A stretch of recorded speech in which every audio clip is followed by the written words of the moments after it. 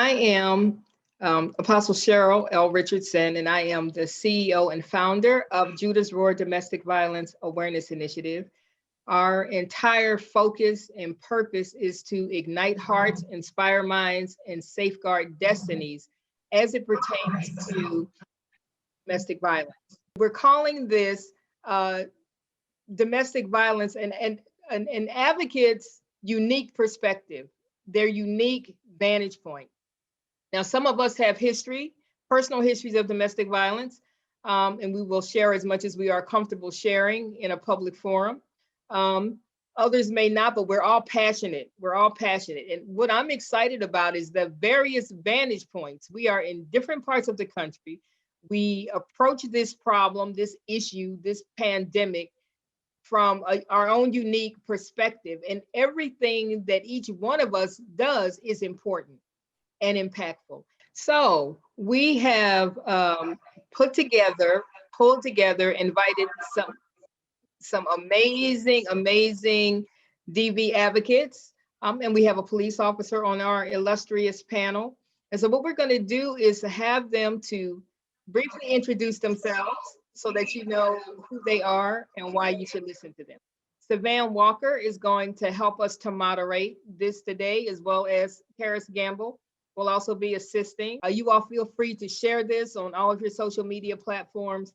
I know that we're going to come away with some really powerful, impactful information, and I'm excited about what I expect to learn today as we do this. And so we're going to go to our moderator, Sivan Walker, and she will assist in having our panelists to briefly introduce themselves and say what they're doing and how you can contact them. Hi, everyone. It's an honor and a privilege to be a part of such an amazing panel discussion concerning something that is prevalent in each and every family. And I'm so honored to be able to be with you all today. And I just want our guests who are prominent in their field and are experts on the things that are going on with domestic violence. If each of you would just give a brief introduction of yourself, of yourselves, and any platforms you are passionate about, any books, any kind of medium that you are responsible for getting the word out on how people can come out of domestic violence and lead a better life. We'll start with Misty. Would you please introduce yourself? Yes. My name is Misty Shavers. I am from Alabama, and I am a domestic violence survivor and an advocate and a mentor, and I'm also a podcaster. I also am a co-founder of a group called Man Up Movement.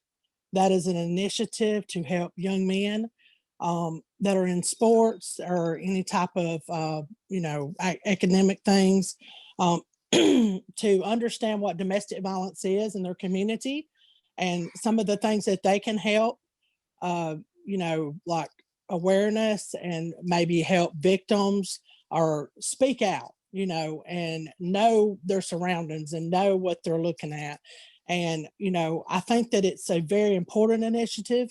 It's just started up this past year. We've done some assemblies, we went and spoke. And so I'm excited about the new year that's coming because the pandemic with the COVID has really put a damper on things, because school closings and COVID and stuff. But this coming year, I hope to do big things with the Man Up Movement, get more people involved with the program, because we would like for it to essentially not just be, the Man Up Movements per se, like talking to the young men in sports. We'd like to be able to reach everyone, and even the young girls too. It's important all children, in my opinion, start learning what this is in high school so we can get a jump on things. Because I was 18 years old when I experienced domestic violence, and I just feel like that it's extremely important for young people to know what this is and how they can do something to keep themselves safe from domestic violence. My name is Ronalda Forney, and I'm an advocate for Harmony House Domestic Violence Shelter here in Georgia. One of my hats that I wear, and because of COVID, thank you for mentioning that, Misty. I'm a legal advocate. So what I do is I assist in protective orders. And I've been with Harmony House for the last 4+ years. I started off 2 years prior as a volunteer.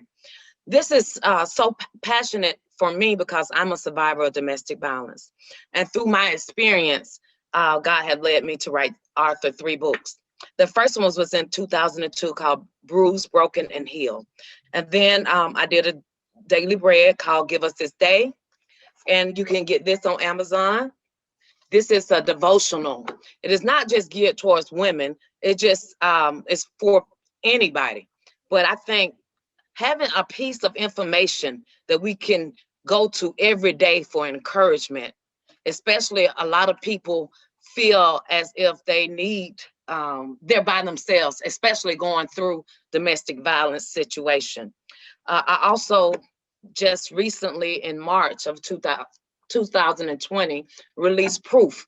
And that's basically my testimony, sharing the things that I've gone through and shared how God have kept me even through that, and how we all can be a testimony and share with other people that you can make it and you are a survivor and we can't give up. And it might not be easy, but with God, all things are possible. So being a legal advocate, safety planning with any and every individual is so important because they need to know that they can get out, they can survive. And sometimes not saying anything is really detrimental. So I'm honored to be on this panel. Thank you guys for inviting me. Thank you very much for the opportunity to be here today. I am the CEO and founder of Safe in Harm's Way. So I am a survivor of domestic violence myself. So I started Safe in Harm's Way with the firm belief that I never wanted another woman to feel alone in this journey. And I speak from the feminine perspective because I'm a girl, but I do realize that men can have abuse issued against them as well. So we know that statistically, the World Health Organization calls domestic violence an epidemic. We know how often it's reported statistically by men and women, but when you factor in shame, those numbers are way higher because people are not going to raise their hand and say, oh yeah, this is me. So the fact that we're talking about it today is amazing because we can take away that shame. And that's what we work for at Safe in Harm's Way. We want to give folks the tools for whatever lane they're in their survival highway, right? If they are just discovering that what they've been living with was abuse, they couldn't label it, just knew the relationship was horrible, or they know what it is and they can't yet escape, or they're in the process of escaping, which we all know is the most dangerous time for any survivor to try to leave. And then what are they doing after when they've gone, because it's a lifelong journey of healing. So Safe in Harm's Way is on every social media. We are on Facebook, we are on LinkedIn, we are on Twitter, Instagram, Spotify, and YouTube. So we can connect in any way we can for survivors. And that's the journey we're on. I have a book launching in the first part of spring of 2021, which focuses on just one part of abuse and sheds the light on that abuse using confidence and using the patience to tell your story when it's appropriate and always speaking the truth. So taking those same tentacles today of confidence, patience, and the truth into this discussion. Again, thank you, Cheryle, for having me, and everyone. I'm pleased to meet you. My name is Dwayne Ursin. I'm currently an officer in St. Louis, Missouri for North County Co-op. I've been in law enforcement for at least 30 years, and I'm excited to be on this panel to hear the experiences and what the ladies who have been through abuse and everything feel. But I'm happy to give you my opinion on how a law officer feels about domestic violence or how it affects a law enforcement officer. Also to help young men and males to understand how it occurs and how it affects. And then I would like on the panel to get the feeling on how the police and how law handles domestic violence. I just became a deacon maybe 5 years ago at my church, and all my life I have been in the protective business through the military and through law enforcement. And now I'm in the protective business of providing hope and encouragement for Yes, God's people, as far as helping the domestic violence and other things that are concerned with police officers in the world. And I'm excited, and thank you for inviting me on your panel, Cheryle. Cheryle, thank you for inviting me to be a part of this as well. I'm honored to be with such greatness in the work that we're doing. So my name is Michele Bedingfield. I work with Harmony House Domestic Violence Shelter. We are a program based in Georgia, but we serve victims from all across Georgia and the United States. So I've been doing this work for about 14 years. It's the staff that works alongside of me that does the hand-to-hand, boots on the ground kind of work. And then one of my main roles is to go out and bring awareness and to bring insight to the work that, that's being done around domestic violence. I work with training. I go into different businesses and go to employers. We do a lot with workplace violence, human trafficking, sexual assault in the workplace. We do trainings to law enforcement officers. So thank you, Dwayne, for what you do. I know that's such an important role that you played. I know domestic violence is one of the most dangerous calls that you guys go on. So thank you for being the voice around domestic violence. So training law enforcement officers as to what it looks like and recognizing that there is a lot of frustration when they go back on that same call day after day after day, and she continues to go back. And we do a lot of training to our faith community, bringing awareness to the faith community that domestic violence is happening in that congregation, and it is happening to the men and to the women and to the children, and just letting them know that there are resources and places that they can reach out to. So the program that we have is a shelter. So it's a 24-hour day, 7-day a week shelter. But we recognize that a lot of people don't want to come into the shelter only. They may need help before they leave. As Caroline mentioned, the leaving is the most dangerous part. So working with them on how they can leave safely. We also recognize that after they leave and they find that courage, and after they've transitioned out of the shelter, they still might need some support. So we have an outreach program that works with them to continue to help them to thrive while they're becoming that survivor. We work with teen dating violence. So thank you, Misty, for what you do for the empowerment of your young men. That is so important. And we want to go into the school systems and educate teens how to recognize those red flags, because as all of you know here, it's not that teenager that's going to recognize that they're in the abusive relationship. It's going to be them recognizing it in their friend. So how do you say that? And it's empowering them to say something. And then the last piece we do is sexual assault. We realized that 80% of our domestic violence victims had been sexually assaulted. And so we put that hat on. And so now Harmony House works with sexual assault victims, and we meet them where they are. It might be 3 or 4 years later after the assault, and it's to get their head back in the real world and figure out how to move past that trauma. Or it could be the episode that happened last night, and it's staying with them through the SANE exam and then going through the judicial system. So 4 hats: outreach, shelter, teen dating violence, and then sexual assault. And Harmony House does it with lots of help from the community. So thank you for helping us bring awareness. Just one more avenue through Facebook and through Instagram is how we can be reached out at harmonyhousega.org. Hello, everyone. My name is Lisa Alexander, and I'm the founder and executive director of Stand Up Survivor. And we are based here in Orlando, Florida.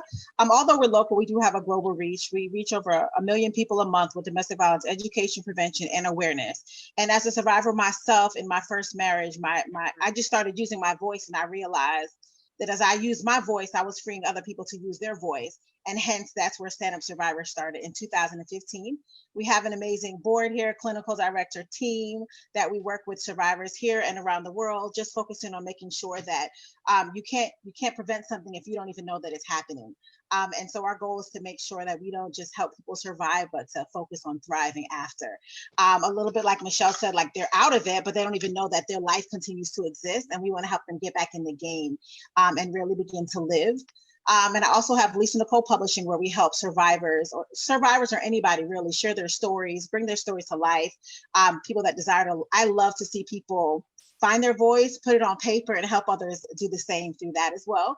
And so I have several books that I've done. Most recently is a healing journal, which helps people process the trauma and stuff that they've been through. We do different things here. We have a retreat for survivors. We have our No Survivor Left Behind program, where we focus on male survivors of domestic violence, as well as those in the LGBTQ plus community. We have multiple programs that we help to make sure that we know that domestic violence does not discriminate, and neither do we. We want to make sure that everyone feels a sense of safety and love. And like you guys talked about, there's different avenues, from young people to children that are impacted from domestic violence. And again, if we don't talk about it, then people can't get help for it. So excited, of course, as Cheryle invited Stand Up Survivor to be a part again. So excited to be here. So looking forward to this. My name is Karis Gamble, and I'm a recent graduate of Southeast Missouri State University in Cape Girardeau. Now I am a web producer at Fox 2 News in St. Louis.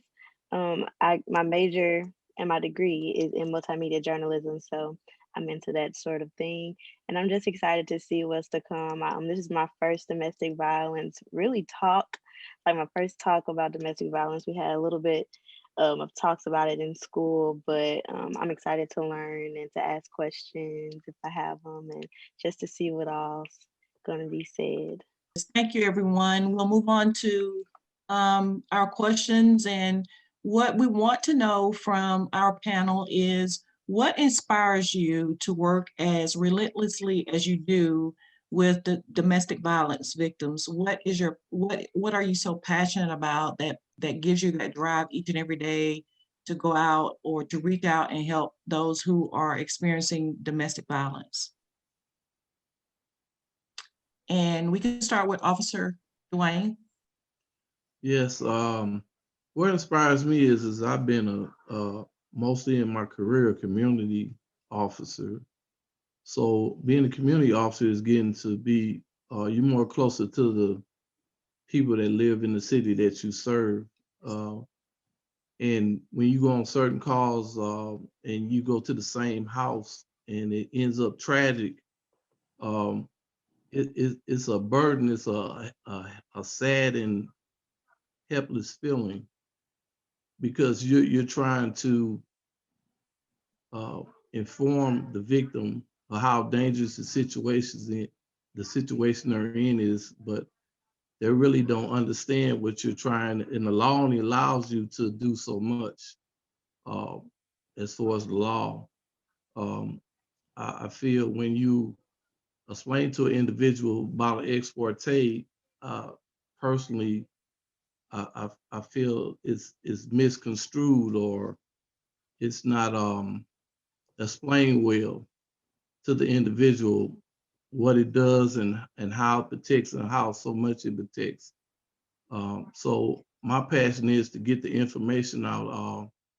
I have talked to a lot of young people. We had seminars in the police department as far as domestic violence, and talking to the younger males and females about domestic violence is real important. How the police can help them, how to understand how the system works as far as helping them, as far as the officer can take it, and how to stay in contact on a personal level or off duty, having to reach out with having information for domestic violence shelters or anything, because sometimes I have my experience, I have came to understand that the younger people understand better than the parents. That's what's going on. And a lot of times I would talk to the younger teenager, I would get more information from the younger teenagers than I would from the father or the mother in general. So I think mentorship is very important. I think training for police officers in domestic violence is very important. Then also, we're casualties. Police officers are casualties of domestic violence. A lot of police officers don't know how to channel don't take it home with them. With me, God plays a big role, and I pray on a lot of things, which some officers don't have the outlet. Some officers drink. Some officers end up getting into drug use. So my outlet is God, and that's how I handle things as far as when it comes to that. But to me, my passion is the mental and just getting the information out and understanding and letting all genders know, all categories know that there is help, out there for them. I appreciate that, Officer Dwayne, and you brought up a very important point that we'll come back to, which is the secondary trauma that you all experience as advocates and as an officer in the community. We'll come back to that question though. We'll move on to Lisa, if you would just share what makes you so passionate about being an advocate. I think, and I shared this the other day, that I'm just thankful that I had never get numb to this. Every murder, suicide affects me. Every time I speak to a survivor, it affects me, not in a traumatic way, because, I've done my own healing, but in a way it's like, I need to do more. I need to continue to do that work that I do, because advocates will tell you this is something that it can take a lot of energy, mental, emotional, physical, but realizing that you're saving lives, and you're saving lives for generations, because if we can save the mom or the victim, then we can save the children, and we're saving the next generations to come. And so for me, I always say it's life and death. You don't get the opportunity to not think of domestic violence as a life and death situation. And so every day I look at it just like that. I have to keep going, because I know that someone's life depends on a post, a share, a group, a conversation, a session. Someone's life depends on that. And so I continue to do it every day. And the truth is, yeah, we do get tired. And so self-care, like Cheryle was saying, is very important. But realizing when you have this calling on your life, you just do it because you know you have to. And so that part I never get tired of doing. So, and then I would also say, when I get the opportunity for survivors to turn around and say, thank you, you saved my life, this happened because of you, those are the best ever. And that just reminds you of why we do what we do. Right. And that is awesome. And it's just that one, it could be that one post, it could be that one small thing that you say to someone that can save their lives and can just change the trajectory around for their entire family, like you said, for generations to come. For me, it was that way because it was just one person that told me, hey, this is going to be tough, it's going to be hard, but you can do it. To hear you can do it is so very important. Oftentimes could be the most vital thing that somebody who's experiencing domestic abuse can hear. So thank you. We'll move on to Renonda. Would you please share? Well, for me, because this happened over 20 years ago, and I'm a survivor of domestic violence and as well as sexual assault. And for me, because there was no Harmony House, and I shared with someone from church. So my passion, I'm so passionate about it because sometimes people are unlearned and untaught, and that can really affect you. At the time, it was my best friend, my sister in the Lord, and I shared it in a small group at the church that I was attending, and because we were so close, and unbeknownst to her, that she should not have approached my ex-husband, and she did, and it just spiraled out of control. So with all of that being said, not only was I abused, but he abused my son physically. So with me volunteering, I met a lady, a wonderful lady at the nail salon. She told me about Harmony House, and I immediately jumped on it because I know I didn't want anything like this to happen to anybody else. And I just started off sharing the Bible with the ladies at the shelter, and we just had Bible study. And with that, it led to me going back to school, getting my bachelor's degree in human services. And then I met talking with Michele, and Michele had the place for me there at Harmony House. So I'm the legal advocate, the sexual assault advocate, as well as the outreach family coordinator. So with that being said, and going through what I went through, now they can understand that you can make it. You can do this. You're not by yourself. And every safety plan is different because everybody's life and lifestyle is different. So in that sense, sometimes I'm treading water lightly, and sometimes I'm moving at just like lightning. So and I put my heart into it because I don't want people to think that they're in it by themselves. That is not, it's easy, because it's not always easy. I don't want people to think that they are unheard. I know too often we say something, say something, but we have to be educated enough to know when we need to move and what we need to say, and let them know that you're not alone. I walk with my clients, the survivors, the victims, through the with sexual assault or even domestic violence, through doing a protective order, showing up with them at that ex parte hearing, and allowing them to understand that there are steps, but you can make it. We can always get on the elevator and go from the 1st floor to the 10th floor. There's a step that we must take with them. And some people don't move as fast as others. And even when they go back, when I've done a protective order and they go back, or they want to drop the protective order, I'm still going to be there for them. I'm still going to fight with them and for them. And yes, it is dangerous for the police officers. We have to be aware of our surroundings at all times. They'll tell different things that I don't always like. And there's a lot of secondary trauma that involves this type of work. We provide counseling services for them. We provide art therapy for them.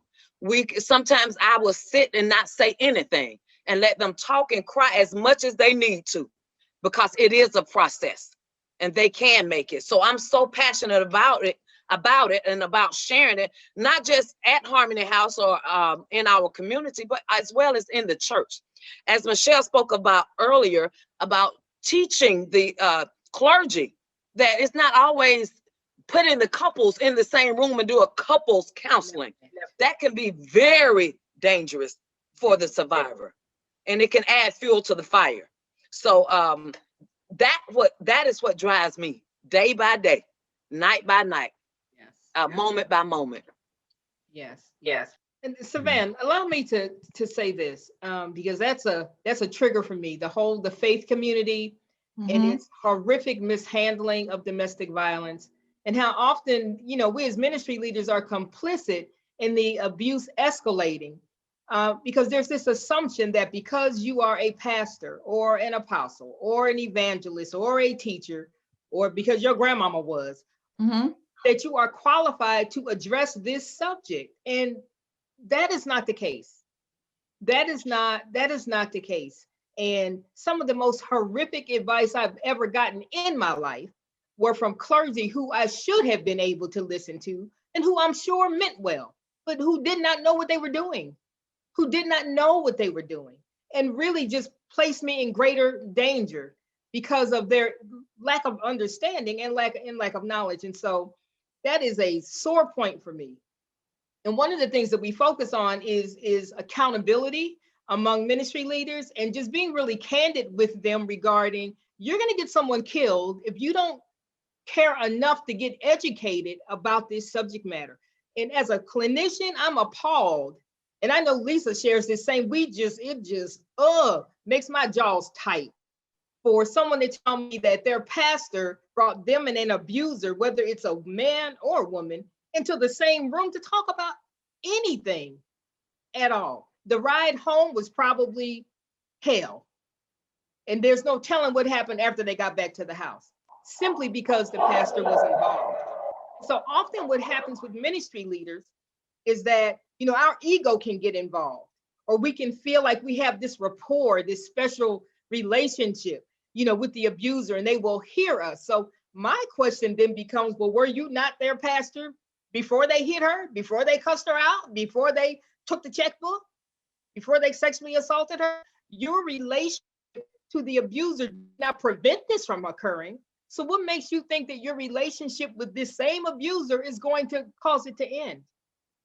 And so it becomes an ego trip, because we feel like we're supposed to be able to speak into the lives, right, of others, and they're supposed to just fall in line and listen. And that, in fact, is not the case. So, Sivan, I'll give it back to you. I just had to get that out. I Thank you, appreciate you Cheryl. saying that.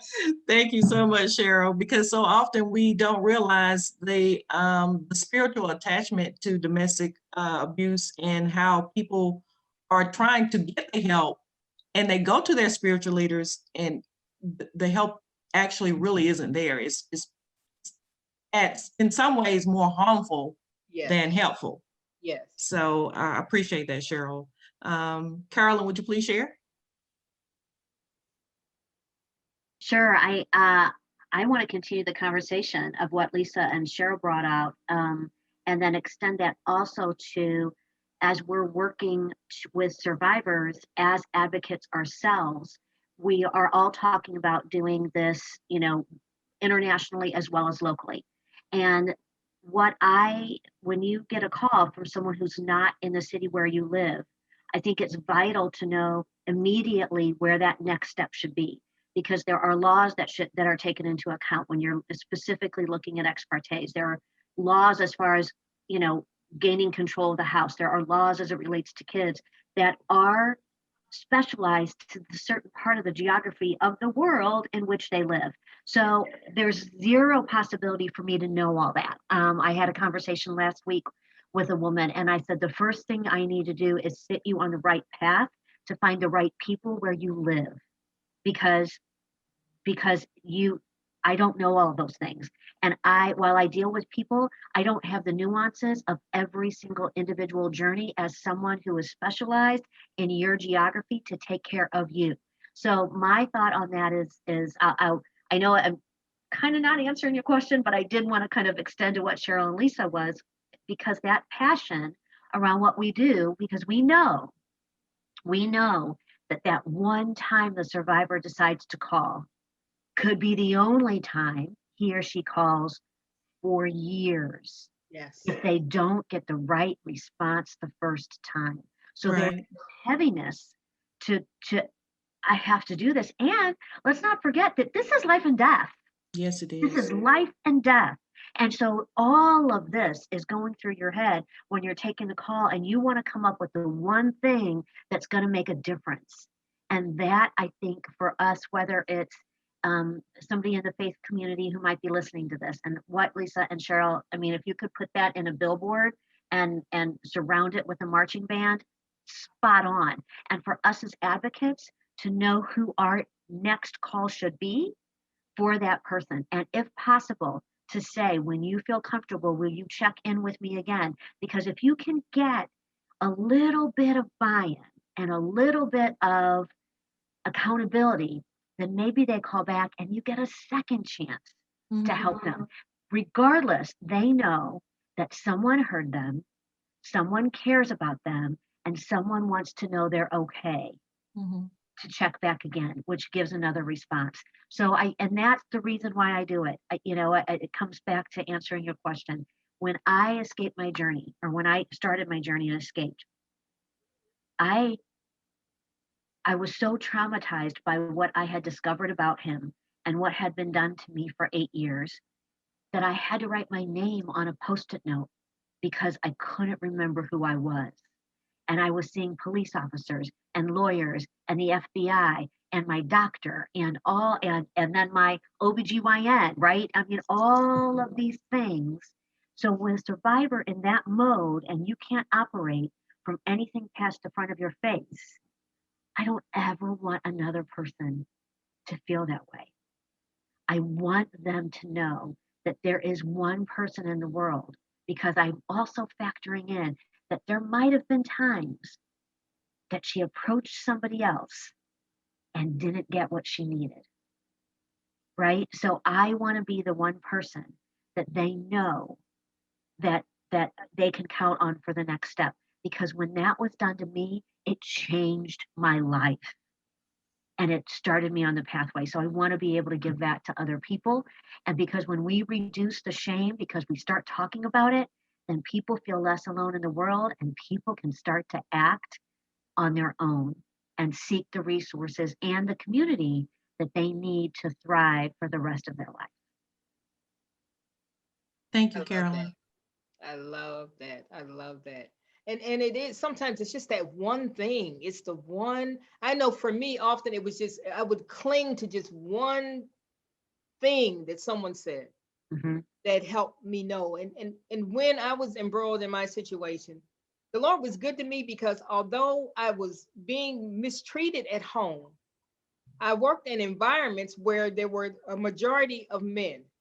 And these men were respectful, and they respected my expertise. We worked well together. And so I was not ever completely isolated with the negativity that the abuser will just hurl at you when you are home. So there was always something that caused me to question what the abuser was saying.